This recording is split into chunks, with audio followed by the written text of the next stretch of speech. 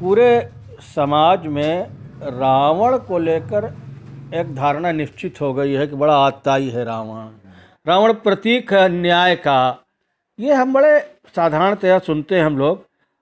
और रावण के व्यक्तित्व में जो आचार्यत्व है, जो उसकी शिव के व्यक्ति भक्ति है, जो उसकी विष्णु के प्रति भक्ति है, जो उसकी सीता जी के प्रति भक्ति है, और जो उसका मर्यादित स्वरूप है, उसको शायद हम नहीं समझ पा रहे हैं कि रावण वस्तुतः केवल आतताई नहीं है। उसके आतताई होने के पीछे कोई कारण भी हो सकता है, कोई परिस्थिति भी हो सकती है। हो सकता है राक्षस वंश के उद्धार के निमित्त, मोक्ष के निमित्त, कैवल्य के लिए, परम पद के लिए उसने कुछ विचार किया हो। क्योंकि रावण जैसा भविष्य दृष्टा ऐसी गलती कैसे कर सकता है कि वो सीता माँ का अपहरण कर ले। एक कल्पना करें, और क्या सीता माँ का अपहरण भी संभव है? रावण चाहते हुए भी कर भी सकता है क्या? कर ही नहीं सकता, क्योंकि सीता माँ अपने आप में धरित्री हैं, माँ हैं, वो देवी हैं, वो लक्ष्मी हैं, वो सभी कुछ हैं। तो संसार की सृष्टि की स्वरूपा है, उनका कोई अपहरण नहीं कर सकता। ये तो ऐसा लगता है कि सब कुछ एक प्रकृति जन्य है। रावण भी यहाँ एक अद्भुत खेल खेल रहा है अपने मोक्ष के लिए, और इष्ट भी संसार को एक दिशा देना चाहते हैं, एक मार्गदर्शन देना चाहते हैं, मानवीय मूल्यों, आदर्शों, मान्यताओं को पुनर्स्थापित करना चाहते हैं, ऐसा लग रहा है। तो हमने रावण की याचना शीर्षक से एक बहुत छोटा सा विचार लिखा। एक छोटा सा चिंतन है, सागर पर स्वर्णिम लंका। सागर पर स्वर्णिम लंका, विस्तृत रणभूमि। विस्तृत रणभूमि, राम का अचूक बाण। राम का अचूक बाण रावण के अमृत कोश को बेध गया। आप जानते हैं रावण की नाभि में अमृत था, तो रावण के अमृत कोश को बेध गया लंकापति। अब रथ पर सवार है लंकापति। लंकापति डगमगाकर भर भराकर अवनि पर गिर गया। लंकापति डगमगाकर भर भराकर अवनि पर गिर गया। धरती कांप उठी, आकाश अग्नि ज्वाल से सिहर गया। कोई सामान्य व्यक्ति नहीं गिरा रथ से, रावण गिर रहा है आज। धरती कांप उठी, आकाश अग्नि ज्वाल से सिहर गया। सिंधु हरहराया, सिंधु हरहराया, लंका तो सिंधु के किनारे ही है। सिंधु हरहराया, 10 शीश ने हर्षित होकर, 10 शीश ने हर्षित होकर। यह विरोधाभास आपको लगेगा कि ये हर्षित कैसे है जब उसको बाण लगा है, वहाँ तो उसको हर्षित होना ही है। 10 शीश ने हर्षित होकर विनयावन स्वर में राम को बुलाया। विनयावन स्वर में राम को बुलाया। रावण के अंतर मन में विजेता भाव था। हार रहा है रावण, जीत रहे हैं राम। यहाँ तो यही दिखाई दे रहा है दृश्य में, लेकिन रावण के मन में विजेता भाव है। राम को जीता हुआ वो कहाँ मान रहा है? वो तो अपने को जीता हुआ मान रहा है। उसके जीतने के कारण ही भिन्न है। उसके जीतने का कारण हम आगे भी बताएंगे इसी कविता में, कि उसके जीतने के वो विजेता अपने को मानता क्यों है। रावण के अंतर मन में विजेता भाव था, लंका के कल्प का अनुभव था। लंका के कल्प का अनुभव था। मधुर गांभीर्य से बोला, मधुर गांभीर्य से बोला, हे राम, हे राम, हे राम, हे परम ब्रह्म। मधुर गांभीर्य से बोला। कहीं उसके भीतर तनाव नहीं है, कहीं उसके भीतर ईर्ष्या नहीं है, कहीं उसके भीतर पराजय नहीं है, कहीं उसके भीतर किसी भी प्रकार का ऐसा बोध ही नहीं है। वो कह रहा है, हे राम, हे परम ब्रह्म, मैंने तुम्हें वसुधा तक बुला लिया। मैंने तुम्हें, विजेता तो है ही है वो, उसने राम को, परम ब्रह्म को पृथ्वी में बुला लिया। बुलाने का कारण तो रावण ही है, राक्षस ही है। मैंने तुम्हें वसुधा तक बुला लिया। यही तो आप कहते हैं कि यदा यदा हि धर्मस्य ग्लानिर्भवति भारत अभ्युत्थानं तदात्मानं सृजाम्यहम्। हम यही आप कहते हैं, यही तो कह रहा है रावण भी, यही तो कह रहा है। हे राम, हे परम, जब जब हो ही धर्म कै हानि, और बाढ़हि असुर अधम अभिमानी। तो यही तो वो भी कह रहा है, हे राम, हे परम ब्रह्म, मैंने तुम्हें वसुधा तक बुला लिया, दुर्गम मार्गों से लंका तक पैदल चलवा लिया। यह रावण की कुवत है कि उसने पैदल चलवा लिया राम को। मर्यादा पुरुषोत्तम, मर्यादा पुरुषोत्तम लोक मंगल महानायक, लोक मंगल महानायक समीप आओ। आवाहन कर रहा है राम का, समीप आओ। अब वो तो चल नहीं सकता, उसके तो वो तो बाण से विदा हुआ है। समीप आओ, मेरे मन में अपराध बोध नहीं है, मेरे मन में अपराध बोध नहीं है। मैं तो सीता माँ को लंका के कल्याणार्थ लाया था। क्यों लाया था सीता को? लंका के कल्याणार्थ लाया था। यह मेरी सफलता है, यह मेरी सफलता है। मुझे विश्वास दो, माँ सीता से मुझे क्षमा दिला दोगे। अब यह उसकी विनम्रता की अंतिम सीमा है कि एक तरफ वो कह रहा है कारण कुछ भी ना हो। कभी कभी ऐसा होता है कारण कुछ भी ना हो, लेकिन यदि व्यक्ति समाज अनुभव करता है कि नहीं अपराध है, तो उसके भीतर वो अपराध के प्रति क्षमा मांगने की सामर्थ्य शक्ति है। क्षमा मांगना सबसे बड़ा गुण होता है। तो कह रहा है माँ सीता से मुझे क्षमा दिला दोगे। अब सीता से सीधे वो कैसे क्षमा मांग ले? और राम के माध्यम से मांगेगा तो इष्ट के माध्यम से मांगेगा तो ज़्यादा सरल पड़ जाएगा। निमित्त तो बनाना ही पड़ता है। उसने राम को ही निमित्त बना दिया।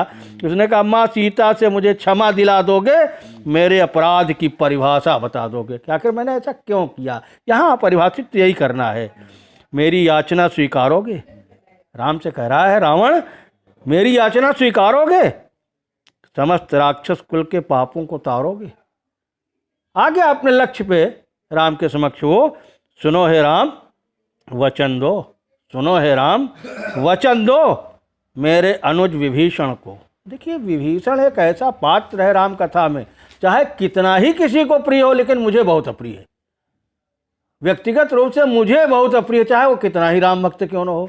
क्यों? कहीं न कहीं तो विभीषण को लेकर के समाज में ग्राह्यता बन ही नहीं पा रही है। और मुझे लगता है रावण का ही विचार है कि नहीं बना। ऐसा लगता है कि रावण के विचार को राम ने स्वीकार कर लिया।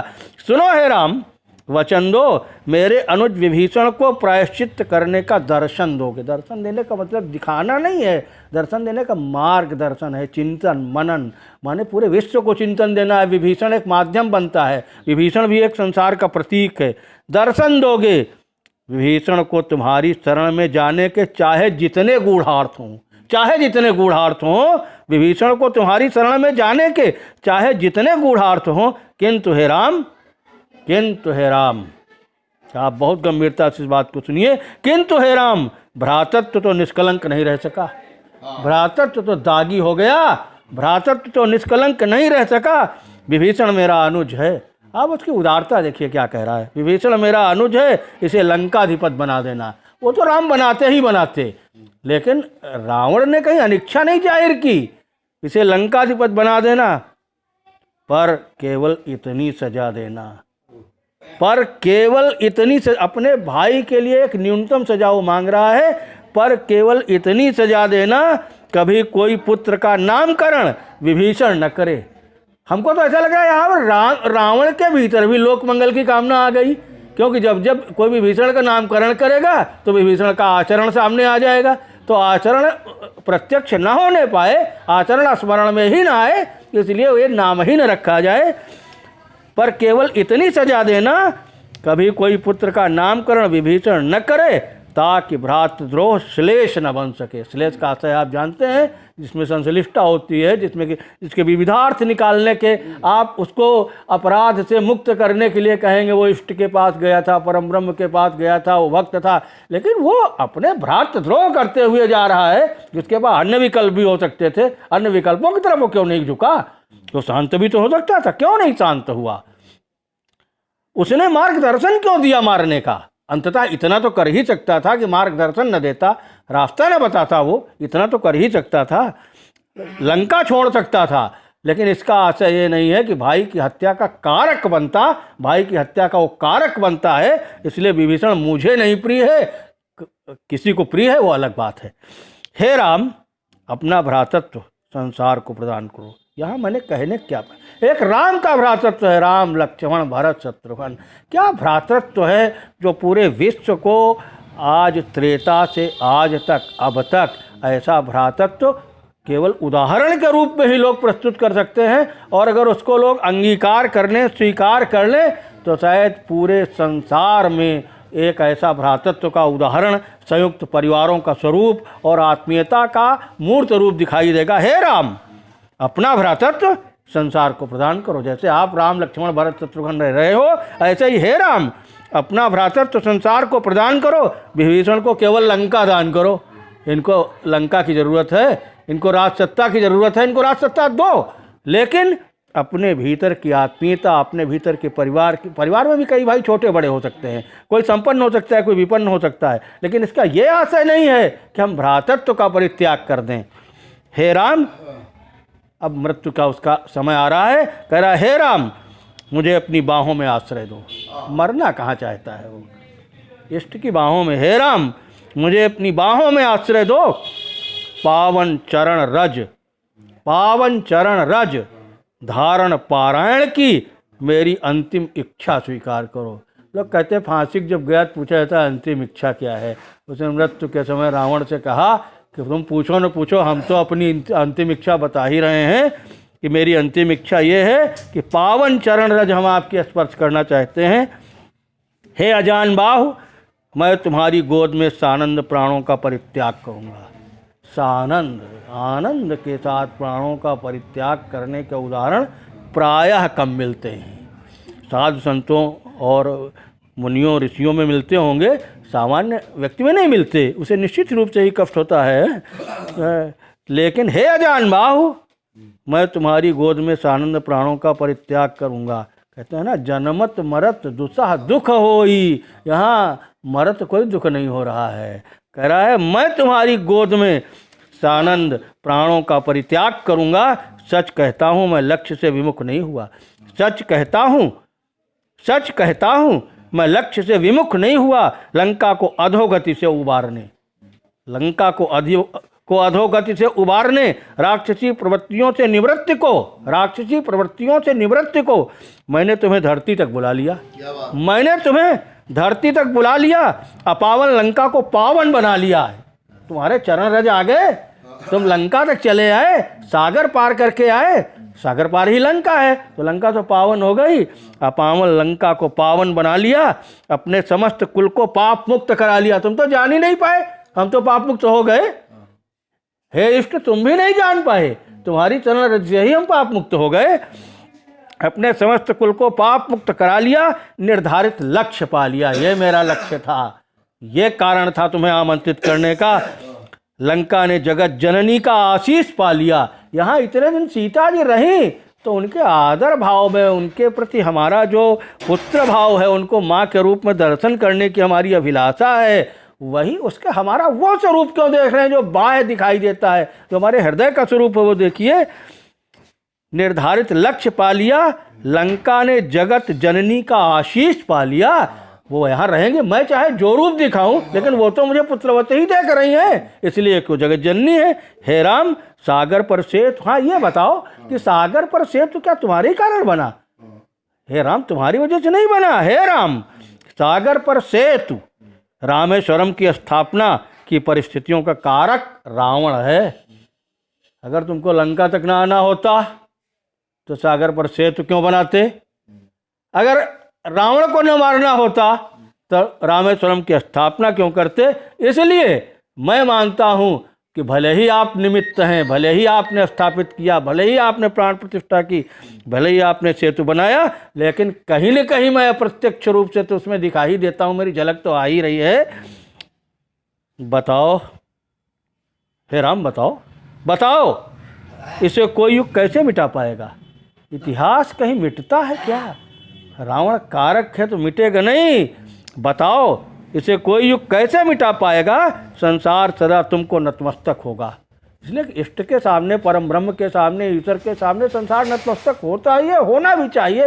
यही एकमात्र विकल्प है अपने जीवन जीने का। जीवन की कला भी यही है, मोक्ष के का निमित्त भी यही है, यही परम पद है, यही कैवल्य है, यही सब कुछ है।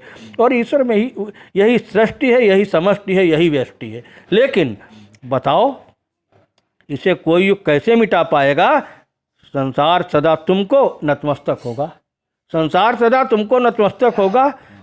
जब जब तुमको याद करेगा राम, चाहे अनचाहे रावण भी क्षणिक याद आएगा, चाहे अनचाहे रावण भी क्षणिक याद आएगा। जब जब राम को याद करो तो यह तो समझ में आ ही जाता है कि रावण का के जन्म का कारक ही रावण है, राक्षसी प्रवृत्तियां ही कारण हैं। तो जब राक्षसी प्रवृत्तियां ही कारण हैं तो रावण तो याद आएगा ही। हे राम, लंका को कौन भुला पाएगा? लंका को क्या कोई अरे लंका को भूल जाओगे तो राम कथा ही नहीं हो पाएगी। न वाल्मीकि की रामायण बन पाएगी, न तुलसी की का मानस बन पाएगा, न केशव की रामचंद्रिका बन पाएगी, है कोई कुछ भी नहीं कह पाएगा। हे राम, लंका को भी कौन भुला पाएगा? तुम्हारा लंका आना, तुम्हारा लंका आना अमिट इतिहास बन जाएगा। बन तो गया। आज लोग रामचरितमानस घर घर में पढ़ रहे हैं, विश्व भर में पढ़ रहे हैं। पूरे संसार में रामचरितमानस सभी धर्मों के लोग, सभी पंथों के लोग आदर्श के रूप में, मर्यादा के रूप में तो पढ़ ही रहे हैं। तो तुम्हारा लंका आना अमिट इतिहास बन जाएगा जब जब राम का इतिवृत्त दोहराया जाएगा, जब जब राम का अतीत किया जाएगा, जब जब राम का जीवन व्रत कहा जाएगा, जब जब राम को आदर्श के रूप में प्रस्तुत किया जाएगा, जब जब लोगों से कहा जाएगा कि राम में ये भ्रातृत्व था, राम की माँ कौशल्या जी थी। तो जब जब राम का इतिवृत्त दोहराया जाएगा, जब जब उनके मातृत्व की बात होगी, जब जब वनगमन की घटना होगी, तब तब क्या होगा? लंका याद आएगी। तुम गए तो अंततः वो लंका ही। लंका याद आएगी, रावण याद आएगा। मेरा मानना है कि रावण ने अपने मोक्ष के लिए, अपने कुल के तारने के लिए भगवान को लंका तक बुला लिया, माता को लंका तक बुला लिया। धन्यवाद।